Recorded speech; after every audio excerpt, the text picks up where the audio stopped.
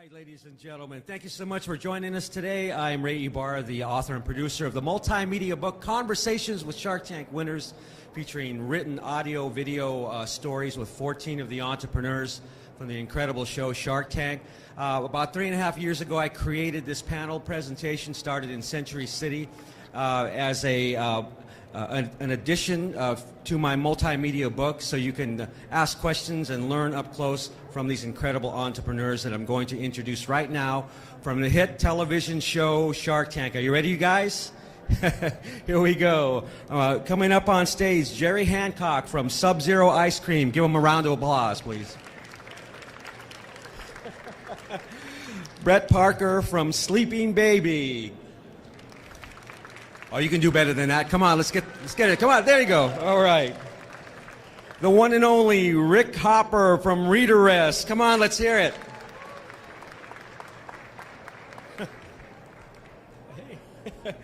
Last but not least here, Lydia Evans from Swag Essentials. Come on up, Lydia. Give her a round of applause. Doing great. Oh, good. Okay, let's get on with it. We have a lot to cover, and it's going to go by quick. So, all right, entrepreneurs, starting with Jerry here. Introduce yourself and your business, and talk about your deal going from Jerry, from your side, all the way to Lydia here. You want us to talk about the deal? Yeah, talk about your business and your deal. Okay. So, my name is Jerry Hancock. I started a company called Sub-Zero Ice Cream. So we make ice cream in front of the customer. About 11, 12 years ago, we defined the product as don't freeze until you order it. So that was kind of difficult to do. So we use liquid nitrogen. We have a patent on it. We have 45 stores. We have one store open in the Houston area and in Louetta, and then we have about 6 more under construction in one phase or another throughout Houston. So it's so we have 45 stores. I went on Shark Tank. We had 16 stores at the time, and they just they were very positive. We walked out of there like, well, they didn't beat us up, but we didn't get a deal. And really, the thing they kept on coming back is they didn't see how they felt like they could help us, and I couldn't answer that. And there's a lot of reasons why I couldn't answer, because we needed somebody to actually take on a liability, and I couldn't say, hey, well, I want you guys because we want you to take on the liability. Okay, Brett. Good morning. Oh, where do I start? So my wife and I own a company called SleepingBaby.com. We solved a problem. So I have a 5-year-old daughter now going on 10, and at the time she was about 3 or 4 months old. And if you're familiar with swaddling, wrapping a baby up like a little burrito, it's great until they get older. And then they start rolling over, breaking out of it, and long story short, my daughter went from sleeping 12 hours a night to waking up every 5 minutes. And so I kicked my wife out of bed and said, you got to do something. So she did. And so she started designing and started giving them to friends and realizing we were onto something. And so we built a little business to try to afford her to stay at home. And long story short of it, we went from our garage to a third-party fulfillment center to owning the shipping company. And we were trying to make $200 a month, and we've got 8 or 9 full-time employees now and have turned it into a multi-million-dollar brand. So thanks. All right. Okay, Rick. Okay, I'm going to start with a song. No. Who wears glasses or sunglasses? Who has bent over and their glasses fall in the toilet? Yeah? Okay. No, I created a very simple solution. Anybody remember the episode where the guy came in and fell on his face in front of God and everybody, and his glasses stayed on his shirt? That was you. I do. Me, so it's really stupid. I started wearing glasses when I turned 40. I bent up some paper clips. I epoxied them to magnets, put a washer under my shirt, and stuck it on there. And then my glasses don't fall out. Everybody wanted one. $20 million in sales later. We're just getting started. Outstanding. Let's give them some of that. Great. Fantastic. We'll get back to your deal and your deal with Lori in a minute. Okay, Lydia, talk to us about Swag Essentials. We're getting your water for you, too. Okay, awesome. Thank you. So I started my company. I started developing products years ago. Your company name? Soaps, washes, and grooming essentials, which is better known as Swag Essentials. So I started my company years ago making lady products, but the Swag Bar, which is the 3-in-1 cleanser that was on Shark Tank, took off before my lady products. So, and I think it's because it's a niche product, but at this point, when I first went on Shark Tank, I didn't have a patent, I didn't have a trademark, I didn't have anything. I just went on there with like guts and glory, like help me please. But since now my products are patent pending and trademarked. But when I first went on Shark Tank, I basically went on there and pitched. I asked for, I think it was like $120,000, $125,000 for like 20% of my business. Thank God I didn't do that. But neither here nor there, I walked away without a deal because they felt I was too early in business, and bada bing, bada boom. 6 months after Shark Tank, we're doing $500,000 in sales and moving forward. So I'm very, very grateful. And I stuck in there through a lot. I didn't go on there with a lot of money at all. Which means that even if you don't get a deal on Shark Tank, it's worth going on the show, because you said, quote, that you received a crash course in business going on Shark Tank. Yeah, absolutely. Okay. Yeah.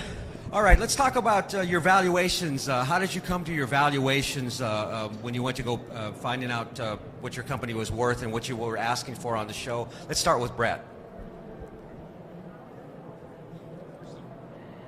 Hello. There we go. People make a lot of mistakes about how they value their company, and unfortunately, your company's only worth what somebody's willing to pay for it. And I also knew that I was going on there to get a deal. At the time, we were pushing probably almost $800,000 in annual revenue. And I gave, at first a valuation of about $2 million. And here's the deal. Sometimes so many entrepreneurs, and I know that I can probably speak on behalf of these other three, is that we get pitched all the time, right? Hey, I've got an idea, and we become the shark, right? And which is kind of funny. But and the problem that happens is people, they have an idea, they have a product, they've sold a few, and they think it's worth a lot more than what it is. And what happens is they end up having 100% of nothing as opposed to 40% of something. And so that's what I would tell you if you guys are going to go on the show or if you're going to pitch, is to make sure that what you value your company. I mean, we could get into mathematics up here and say that whatever your net is times 5 or 4, there's some industry standards, but quite frankly, your business is only worth what somebody's willing to pay for it. So that's what I would say about that. Okay. Jerry? When I went on the show, we did have revenue. Our business has two parts of it. And part of it is the store sales, the product sales, and then franchise sales. So the business that we're really offering was the franchising side of the business, which really that's the revenue we get is a very small cut of the store. So it's a royalty. So sorry. Hello? My brochures didn't come, so FedEx is calling to try and get them here. Oh. So when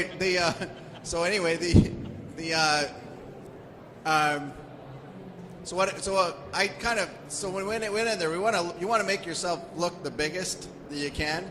And so I knew our evaluation was high, but they really didn't know that because I used gross sales of all the stores, and that's not what we end up getting.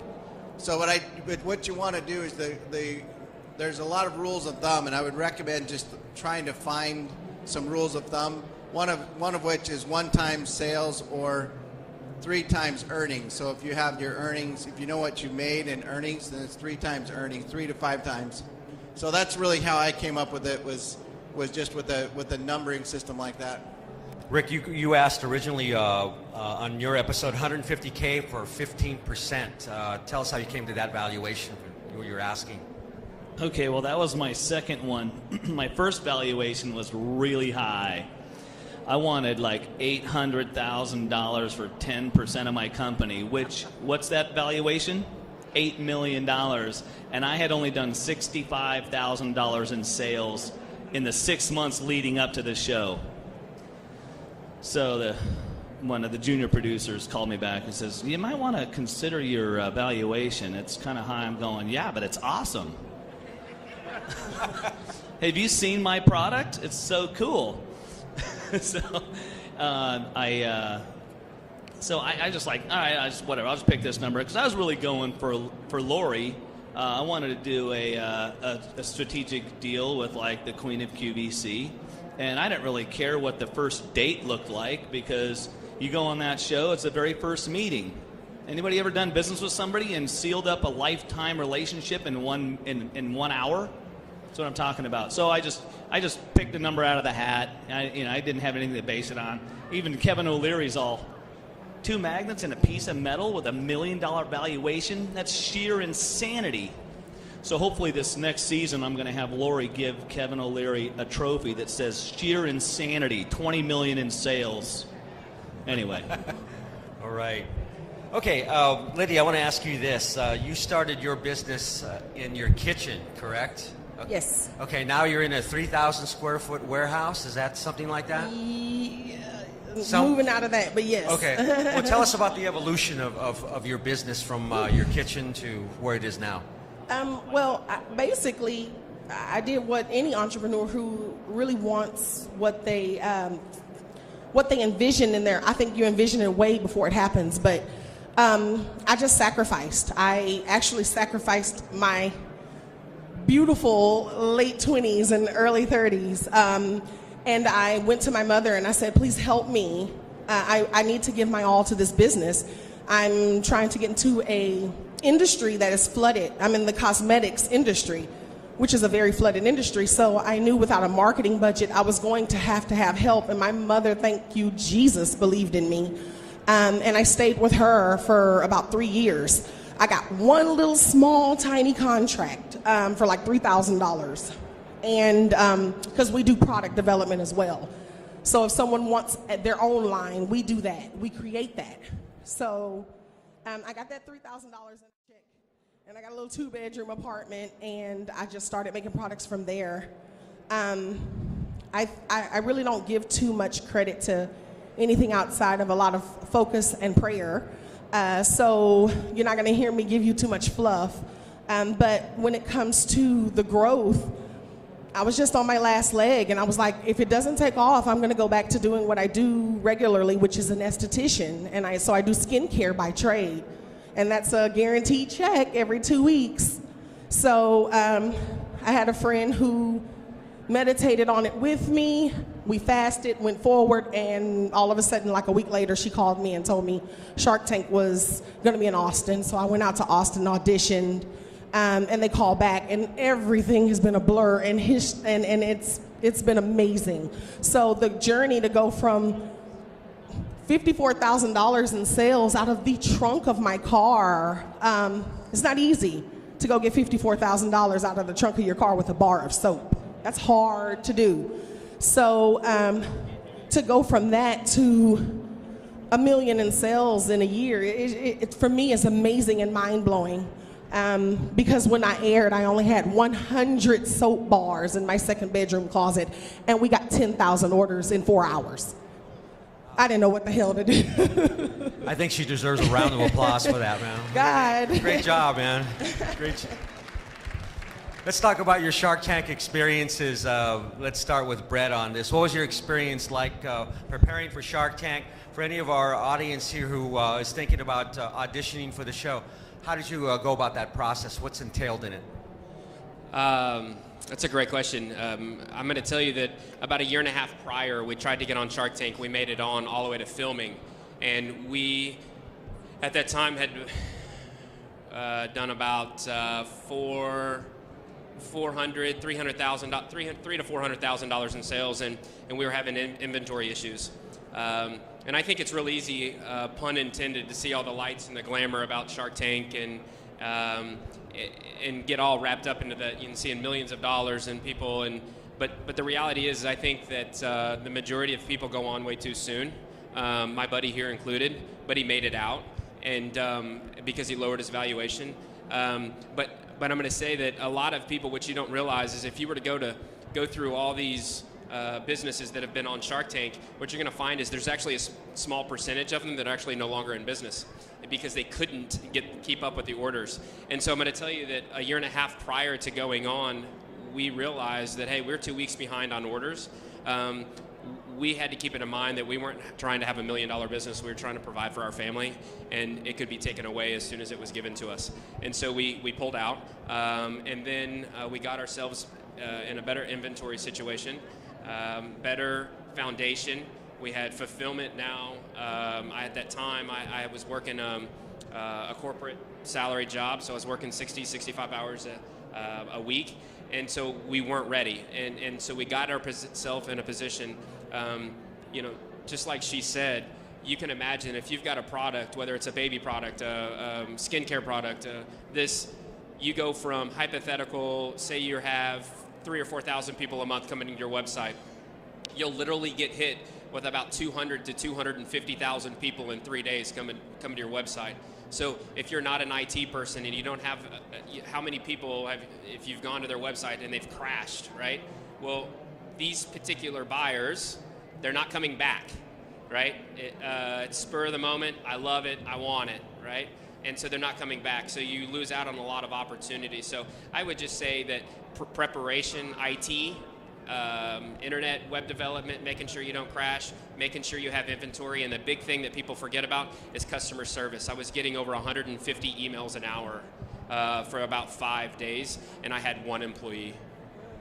So, Are you all ready for that? After you go on Shark Tank, can you all handle that?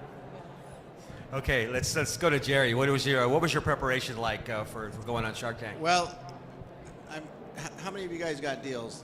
Am I the only one that didn't? So, a deal? Did you get? No, I didn't. You didn't get a deal? Okay. You got deals. So you guys Yeah. the two of you. Okay, so one of the things that I didn't get a deal. So I was just coming out of a bad partnership, which was very expensive. So everything I had cash flow that the company was using was going to pay for it to get out of that partnership. So I came into, now you go to filming, and you don't know whether you're going to air, so you don't know whether you're going to what to spend or what to do until about 2 weeks before.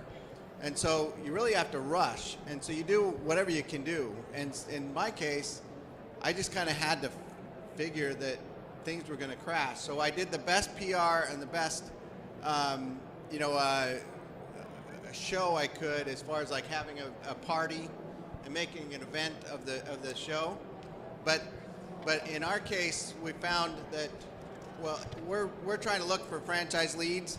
Franchise leads are a slow sale, so they may not come back to that. But if they're really interested in the business, they'll come back, or they'll be a little bit more forgiving. So I just expected the website to crash and just let it crash, and then after an hour or so, then it was able to keep up. But at any rate, that's kind of and then you just a matter of like, I know we had a lot of leads that fell through, but I think the answer is you just got to do what you can do, especially if you didn't get a deal. So it was because you don't have anybody there to help you do that. Rick, how has going on the show and how has that changed you as an entrepreneur? Has that made you a better entrepreneur or more knowledgeable after going on Shark Tank? Can I answer the other question instead? Sure. I'm totally joking. I don't care. Whatever. What was the question? Has it changed my life? No. A long time ago, I was poor my whole life. I was working at Home Depot, living in a 2-bedroom apartment with 3 kids and a wife, and I've always had a pretty good attitude, and I'm a firm believer. If you're not happy with little, guaranteed you'll never be happy with much. So it starts there. If somebody wants to make some money, why? Ask yourself why. So to answer your question, it really hasn't made me, I'm busier. I got, maybe more relevance, but not really even that. I did I mean, I just committed a long time ago. I was sitting in the backyard of my little apartment. We didn't have air conditioning, so it was 100 degrees, and I was listening to a baseball game through the screen door, sitting in my little $5 plastic resin chair. And from that moment forward, I knew I would never be more content in my life, no matter how much money I ever make. So after buying an airplane, getting my pilot's license, and buying a Harley, and all the crap people buy when they get money, it's just more maintenance and more chaos. So I sold all that crap and just simplified. And then you just go through life and just try to figure out how to lift people up. You know what? My goal is not to change the world, but I want to change the room I'm in by saying something that lifts people up. And so, and there's really no dollar amount or no size of a business that can make somebody different. I think money is like alcohol. If you add it to somebody's personality, they become more of the same. That's all. Yeah. Great, fantastic. And you have an incredible story. We'll at another time we'll talk about that. But this man has an incredible story where he's come from. Okay, let's go, Lydia. Let's talk about your experiences on Shark Tank. How has that helped you as an entrepreneur develop and grow? Wow. I think the very first lesson I got was release. Because I went from one person to 6 in a week, as far as me just being responsible for myself, per se, and being accountable for myself, versus all of a sudden 6 extra bodies that I have to account for, lead and guide, because there was no way I was going to be able to do that by myself. I actually had considered like refunding everyone, because I was like, there's no way. I had never seen that much at one time. It's like you go from an infant to a teenager overnight with the way Shark Tank Effect works. But at the end of it, I still wouldn't change anything. I'm grateful for that. But I think my very main lesson I learned as an entrepreneur is the release, and to know that you know nothing is to know you know everything. I'm sorry, to know that you know everything is to know you know nothing. So this entire process has been very much of a journey for me. It's been a beautiful thing. I think my main focus as a business and as a woman in my industry is to make sure that I grow this above and beyond anything that anyone ever believed for myself, or even I believe for myself, so that I can be able to reach out and assist others in this process, because this for me was a very, very life-changing process. I grew up very quickly, because it was either take this opportunity that you asked for so many years, or walk away from it because it's just too much. And of course, everybody processes it differently. So one thing I am grateful for in the Shark Tank journey was Mr. Wonderful didn't eat me alive. He was actually nice to me, which was odd, because everyone said that. They was like, he was really nice to you. He didn't pick you apart. I was like, yeah, I turned on my Southern charm. Like, please don't embarrass me on national TV. But neither here nor there. I wouldn't change a thing. I wouldn't change the fact that I did not get a deal. It was the best thing that could have happened. And so far, so good. Okay, I want to ask you just another quick question. How many ladies out in the audience are entrepreneurs or have a business? Okay, what advice would you give the ladies here? Any particular challenges that women face, single moms or moms raising a family? Cut the emotion. Take the emotion out of it. Women, we're great managers, awesome managers, but I think we let our emotion get in the way. We take things too personal. Amen. Yeah, I'm just being honest. I work with my wife. I used to hear that when I worked corporately at companies. Like I'd hear guys saying that, and when you walk up, they're like, and clear their throat and walk off like they didn't say that. But I understand, because I got caught up in my feelings many times early on. Like, no, she didn't say she was mad. So I'm like, but now it's like water off my back. Like, I understand she's unhappy. Send her a note and let her know, no, there's no way for a soap to leave the warehouse today and get to you tomorrow, and you're in Seattle, Washington. So I think with women, we just need to, not that you can't be happy or joyful when you win or be kind of sad when you lose, but don't take this journey personal. Cut that and use your strengths, which is your management and your adaptability, because we can adapt to anything. All right. Yeah. Brett, you want to add something to that? I agree. He's married, so he knows. Here's the deal. My wife. It's another thing to start a business from the ground up. It's stressful. Money's tight, and it's another thing to be married with your business partner. And I'm going to tell you that what's great about our particular situation is that my wife and I's talents are much different, and we had to learn that part of it. I would just say from the emotional, the touchy-feely part of it, right? Okay, is that if you do go on Shark Tank, hey, Dad. But I'm going to tell you that you're going to get ridiculed through email. There's a lot of people that haters. Yeah, I like that. Actually, I hate it, but yeah. No, I'm going to tell you that when people see you on TV and they see it edited a certain way, they judge you right then and there, and they think that they see the big picture of who you are as a person. And I'm going to tell you from experience that my wife and I, we're about as real as they come. We're your neighbor, your next door, and we just happen to be on ABC Shark Tank, right? And that's supposed to make us somebody or higher expectations. But you're going to get these emails that this and that, and you can just let your imagination run wild. But I guess, talk specifically, my wife took a lot of that stuff to heart. She's like, I'm not like that. I'm not, this and that, and the way it's portrayed. And I'm just going to tell you, get ready for it, because it is an emotional roller coaster, and you're going to have to be able to cut it off and understand expectation-wise that stuff is going to come. Yeah, it's not for the weak. It's not. I have a completely different look at it, because I think it's not your typical reality show type platform. It's not anything of what you think it is. It's not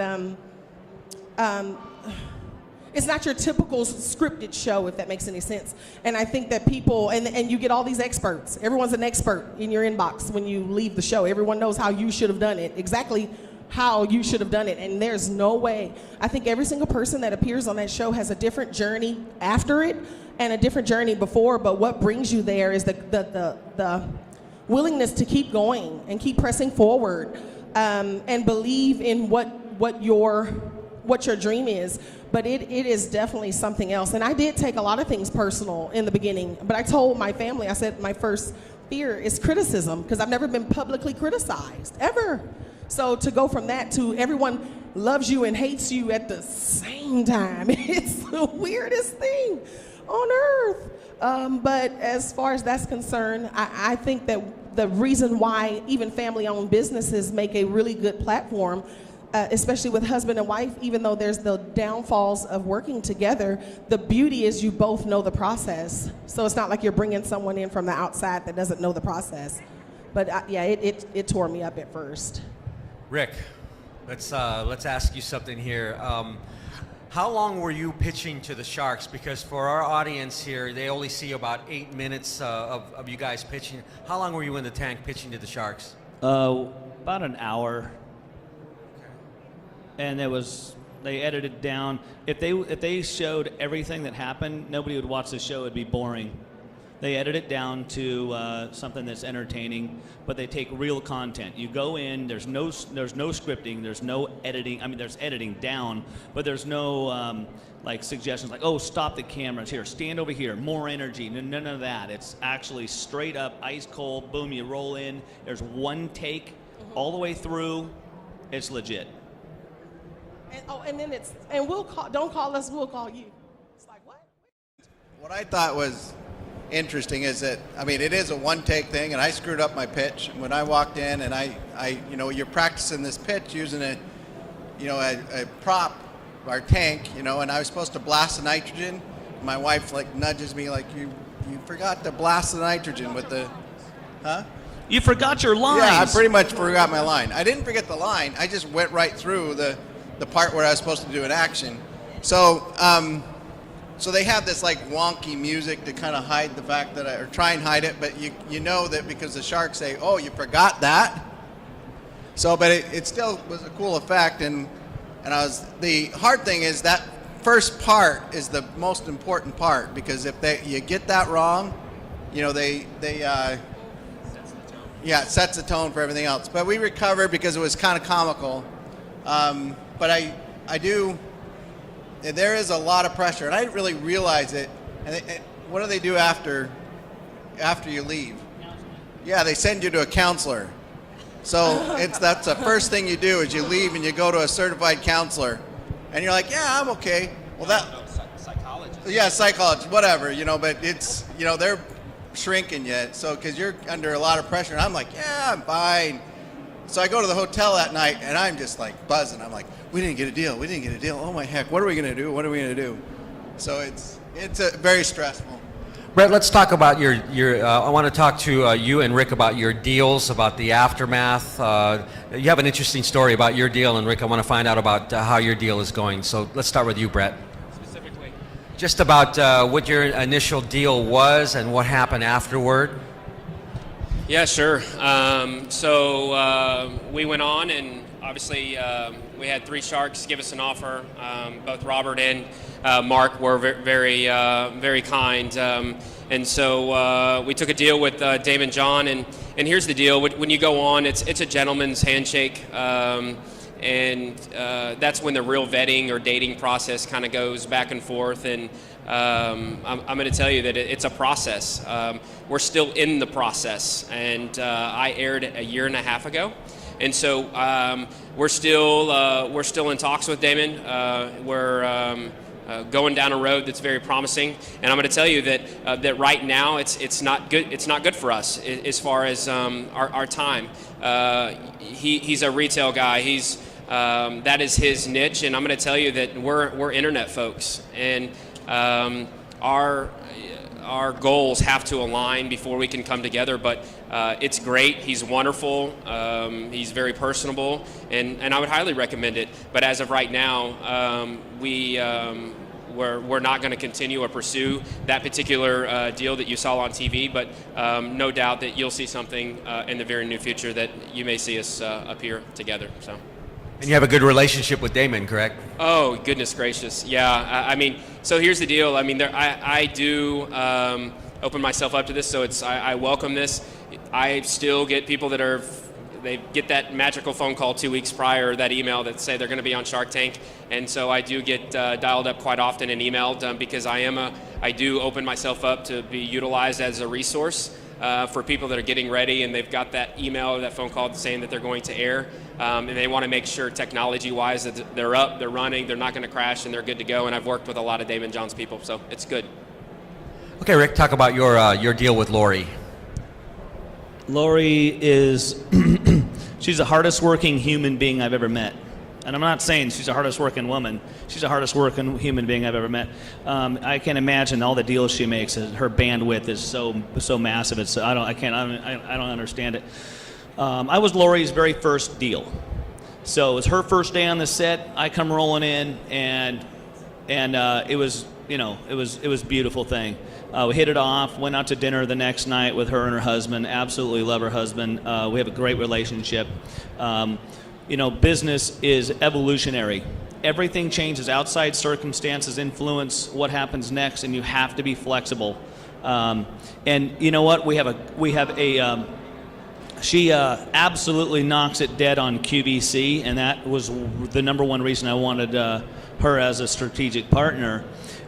She, allows me to interact with some of her other entrepreneurs. I don't need a lot of hand-holding, and I think she appreciates that about my business because she does have a lot of stuff going on.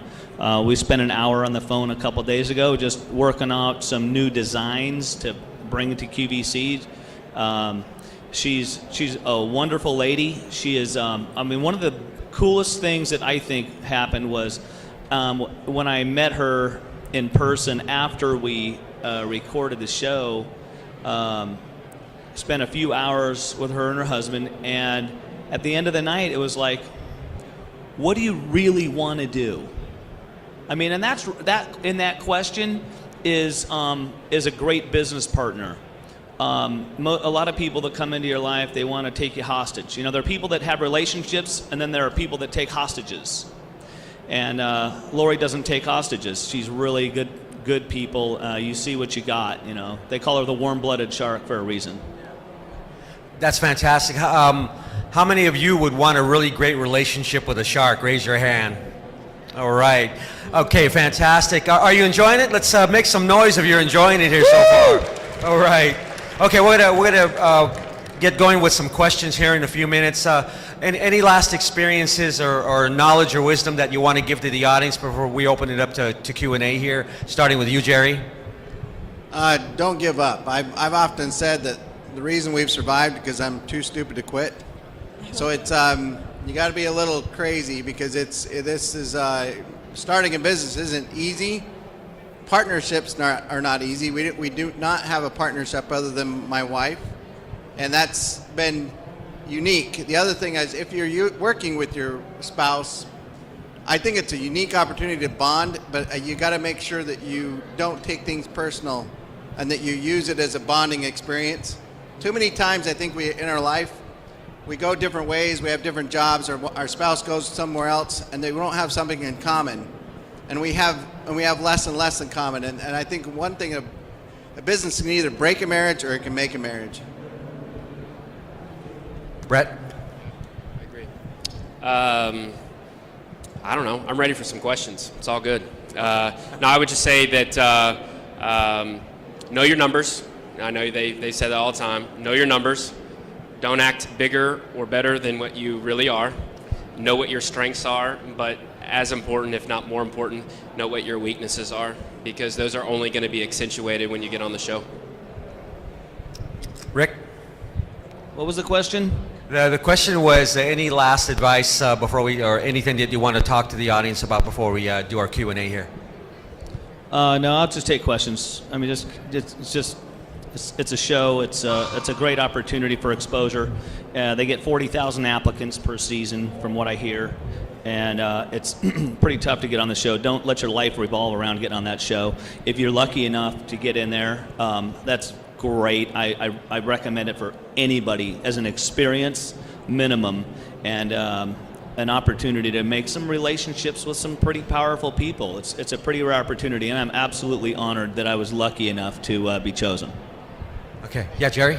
Can I make one comment? If you're trying to get on the show, there's one thing that advice is whoever you're pitching to, and this is really what the skill you should get, or is really learn how to do an elevator pitch, because that's what you need. But the thing about your business is that the producers don't care about the businesses. They care less. They're looking for people. They're looking for stories, and that's who you have to get through first. So you have to balance the story and the business when you're trying to pitch to a show, because remember, the producers are the ones that actually produce it, but the sharks are the ones that do the deal. So you have a dichotomy you have to really follow. Yeah, but the producers are looking for content, but those sharks are using their own money and they're looking for businesses. Right. That's what I'm saying. You kind of have to morph your pitch from one to the other, because first thing you have to do is you got to get the producers interested, and the producers aren't business guys. They don't care. Lydia, any last thoughts or information you want to give to the audience before we open it up to Q&A? No, not really. Okay. All right, who has some questions here? I invite some questions. Come on up here in front, and let's get the questions going. We have about 10, 15 minutes left. Your name? Shonda Davis. I have a question for the gentleman. Is it Brett? That's me. Hi, Brett. So one of the products that I have is a baby product. So did you find it challenging with pitching that type of a product? And it was kind of developed kind of the same way yours was, out of seeing a need and meeting it. So what specifically is your question?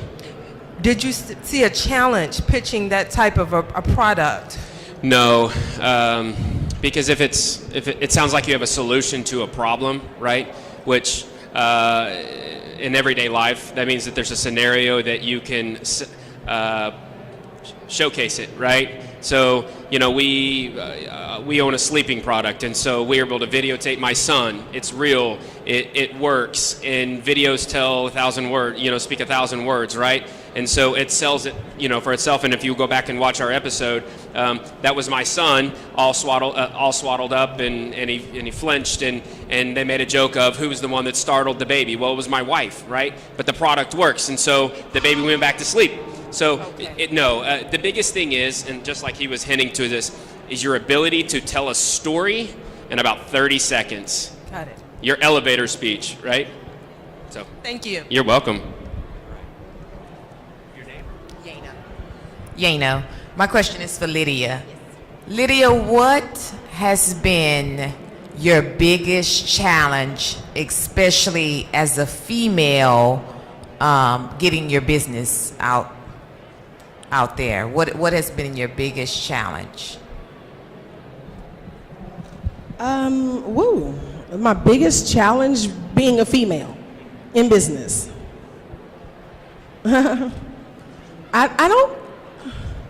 I don't think that I've faced any challenges as a female in business. I think it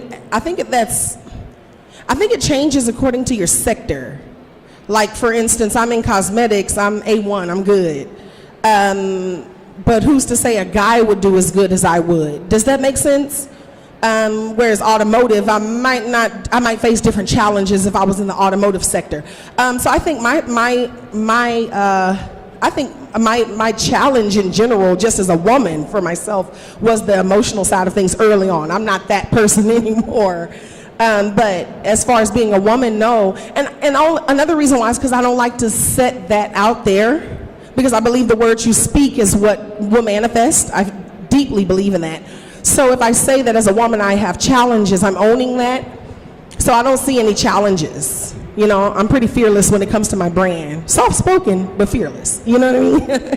Yeah. My name is Amir, and I would like to explain a little bit about what I do. And it's a question for every one of you. I'm laid off IT professional. So I started an online ordering and delivery business. I launched it in November.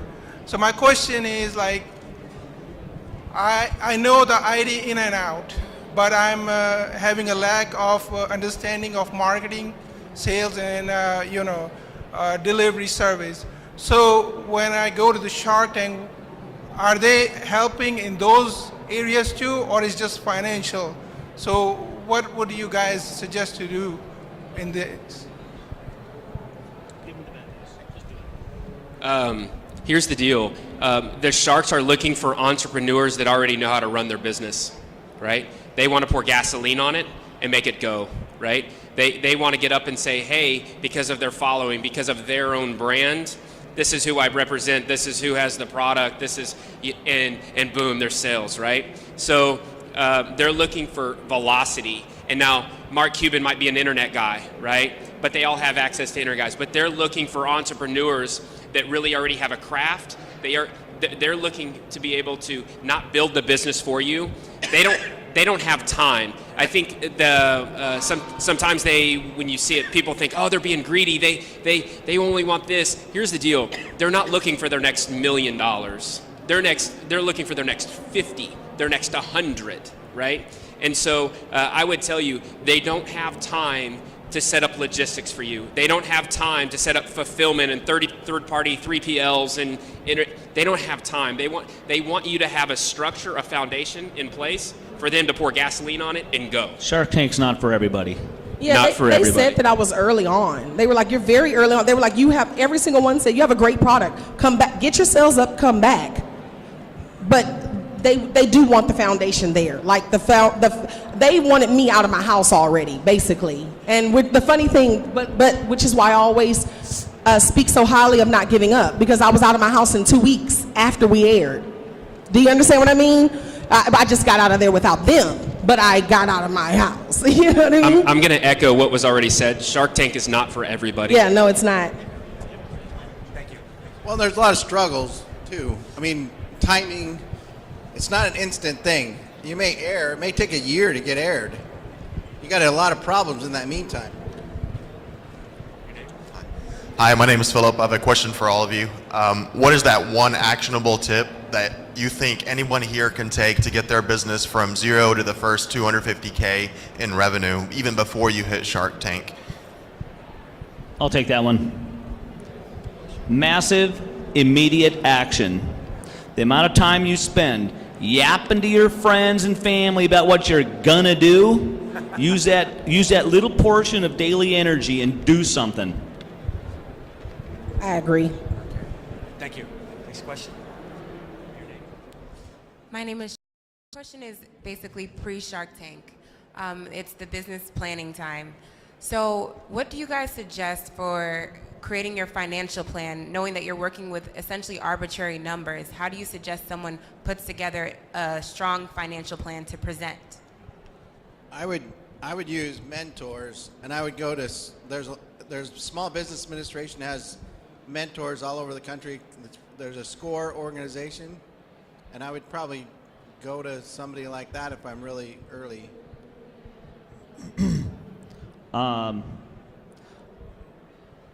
If you don't know how to use an Excel spreadsheet and you don't understand Excel spreadsheet, don't go into business.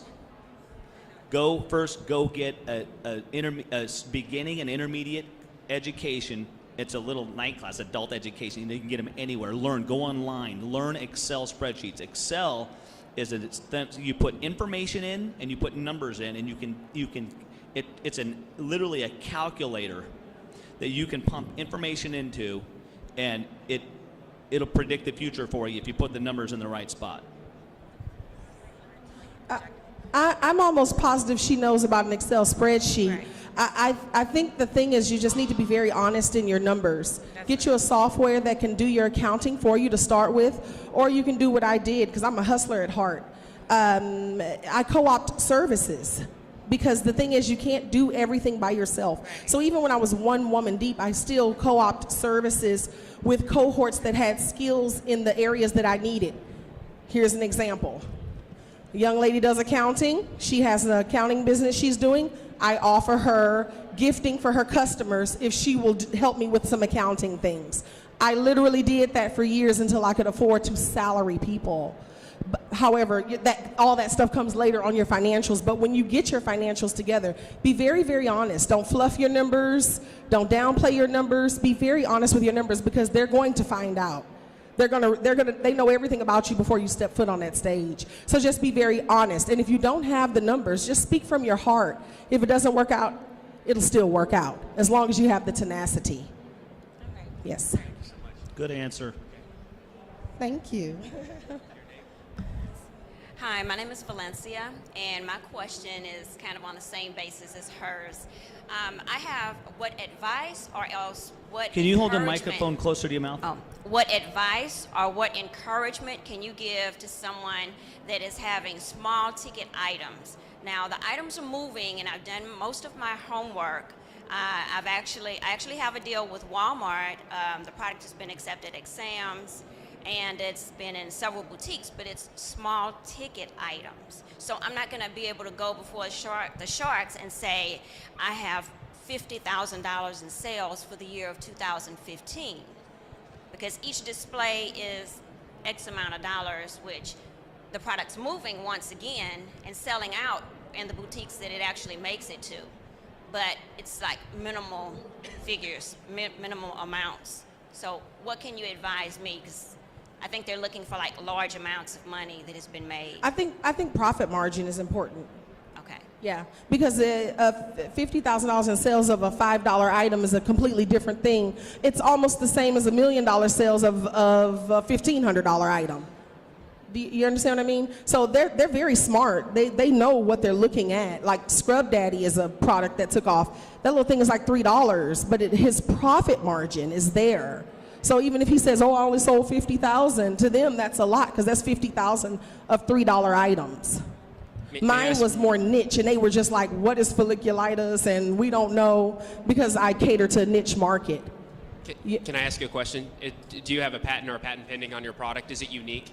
Yes, it is. I do have a design patent. You do? That is approved. Okay. I was just going to tell you, I think a lot of people go on there and what they're really good at is sales.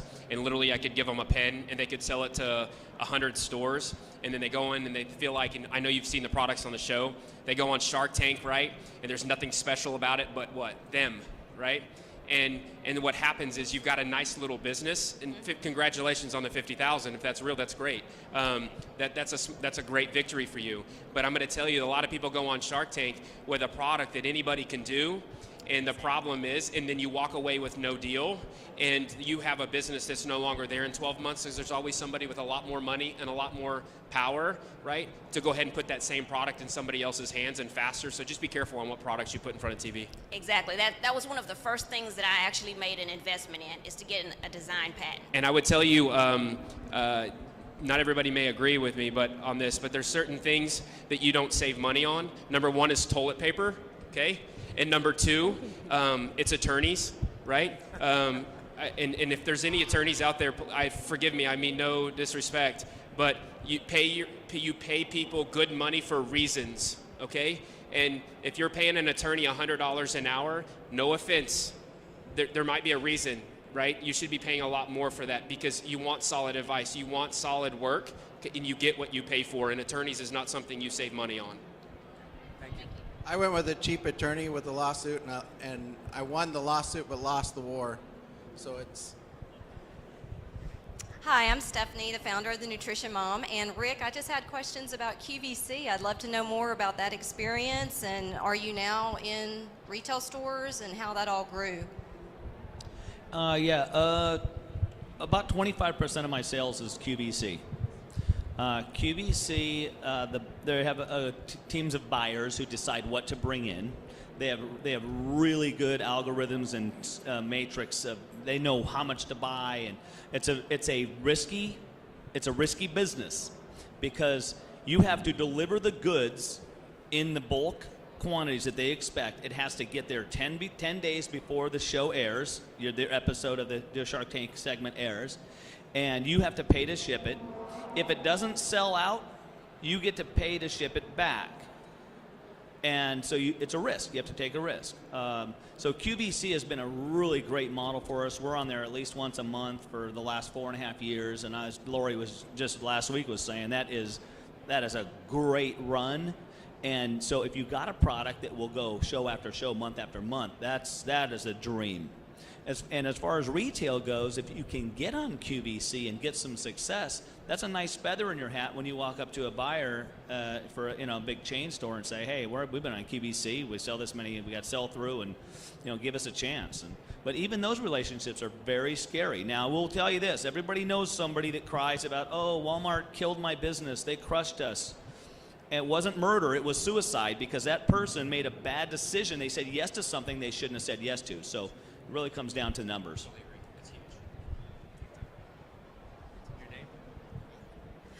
My name is Portia. I'm from Killeen. I just recently finished school for aesthetics as well. My question is for you, Lydia, right?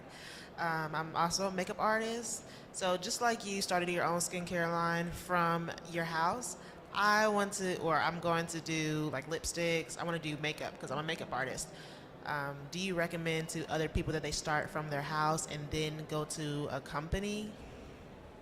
No, that's just how I did it. I mean, mine started more as my lady product started more for myself because I have eczema. So I started doing that just from as a hobby, making my own items.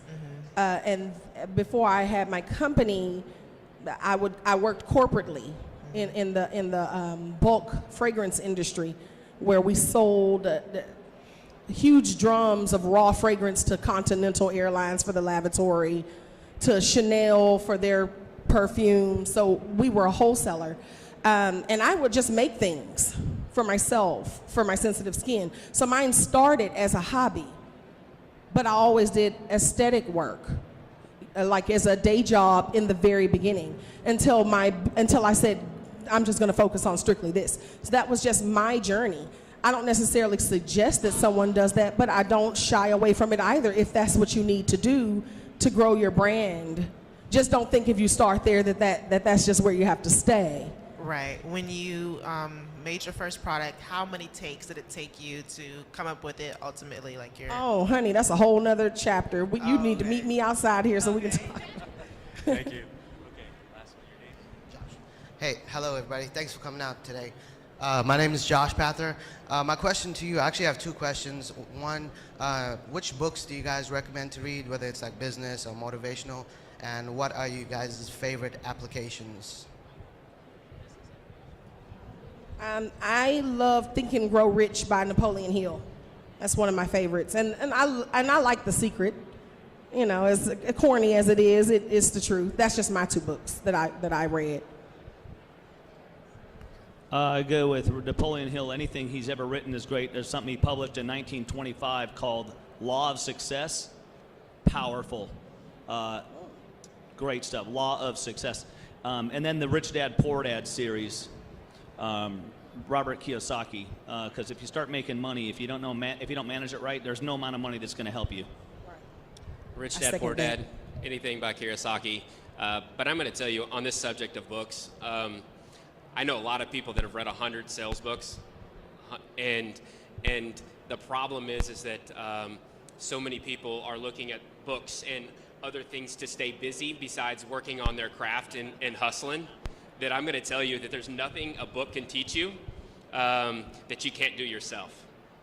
And I know that's throwing some people. It's great. Read, and it's great. But I'm going to tell you that you show me somebody that's willing to go knock down walls for me, I'll build a business around them. I don't care how many books they've read, right? Immediate action, right, Rick? Massive immediate action. I'm sorry, Jerry, go ahead. There's a lot of books out there, and there's old books, new books, and the one I like working on products. So like the Getting to Why by Simon Sinek is one that I like because it kind of, if you're trying to sell your product or define your product, you got to make sure you have a product that'll sell. There's another book called Boom Startup. But knowing whether the product's going to make it in the market and how to grade the product and how to position the product. And I think if you're validating the product, I think that's important. And one last book, There's More to Life Than the Corner Office. Hey, let's hear it for the entrepreneurs. Let's give them a round of applause, a large round of applause. Come on, make some noise. How about a huge round of applause for our moderator, Rey Ybarra? And let me hear it one more time.